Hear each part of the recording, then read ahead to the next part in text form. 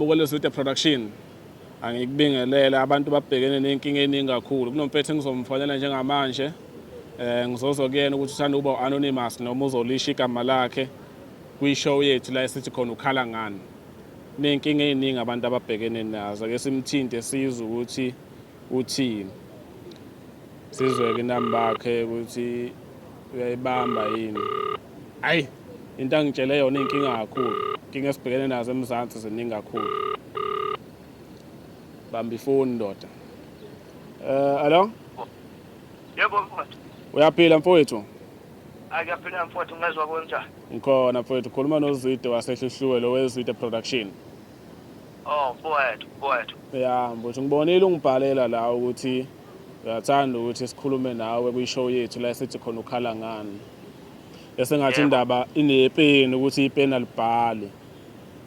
Angazi ukuthi ngiyihloniphisa kanjani. Kodwa mhlawumbe ukubeka umuntu esithombeni ukuthi inkinga yenduku iqala nini ukukuhlasela. Wemfowethu engiqale mangaphosisi beku February kulonyaka lo qalayo. February. Mfowethu. Njengamanje sikuJune. Sonke lesikhathi iyazama ukuvuka kancane noma selokhu nje wafa ngendlala umuntu wakho nje. Wemfowethu ngathini yona amandla besephela nje ngempela masidonsela la ku January February March usuyophela. Yeah. Kuvakasha umama ngoba mina ngila eMaritzburg kaGespoos. Yeah. Manje umama wale kamaphumulo. So ungivakashela isikhashana mhlawumbe aphindele ekhaya ngoba umuntu naye obamba amatoho yabo. Yeah. Mfowethu. Kuba lapho mhlawumbe ungena emlonyeni kuba lapho bendabuka abakhona eNingizimu Afrika khona obusuke wamzama. Wemfowethu njengoba ngibhalele wena inhloso yami ukuthi izwakala indaba yami bese kuba kodokotela abangangisiza noma abantu abangathela odokotela ukuthi nginenkinga kanje ngoba ngiyasaba ukuvele ngivele nje kumuntu ngimtshele inkinga yami mhlawumbe ngibona ukuba uzongihleka ubhuti. Yeah. Njengoba ke ngibhalele wena mfowethu ngiyazi ngeke ungicakele phansi mfowethu. La kwi-show yethu esithi khona ukhala ngani. Umuntu siyamfihla anonymous noma azisho igama nesibongo. Wena uthanda sikufihle noma ungasitshela ukuthi umfo wabani lo?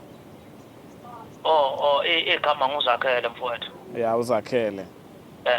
Uzakhele wamkhize. Oh, cwabe.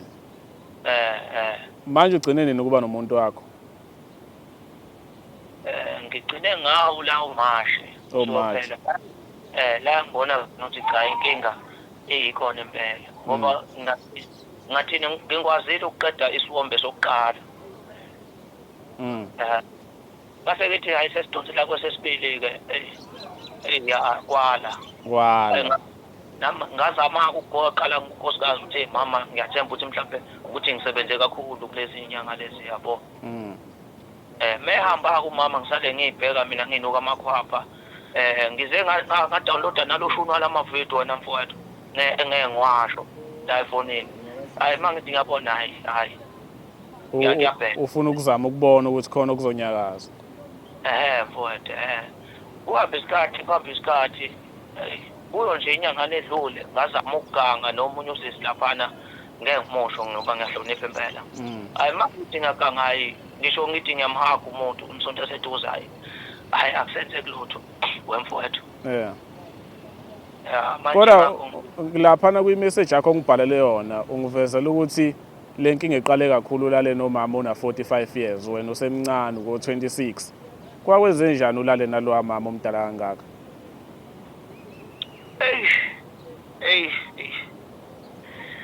Wemfowethu ngathini mfowethu uphela kufike lesikhathi empilweni ukuthi uthandwe nje abantu bakuthande kanti leyo nto ke izongilindela ekutheni ngize ngithandwe uye lo mama waye futhi enemali mangikhumbula kahle wayengenawo babo ekhaya. Yeah. Mangibuyisa mhlawumbe ukukuphula ulima ngikhumbuza umlaleli nombukeli ngasekhaya kwiZwide production ukuthi noma ngabe yiphi inkinga obhekene nayo eNingizimu Afrika ungasithinta kwi-show yethu la esithi khona ukhala ngani. Ngabe unenkinga yomsebenzi ulala ungazi ukuthi uzolala udleni uyagula noma yiphi inkinga, ungasithinta kwi-video production sikhulume nawe usitshele inkinga yakho, singakufihla noma singakufihli. Mfowethu, okwamanje ngicela ukuthi sikubambe so ubuye siqhubeke nawe size ukuthi indaba ihamba kanjani. Okay mfowethu, ngiyabonga.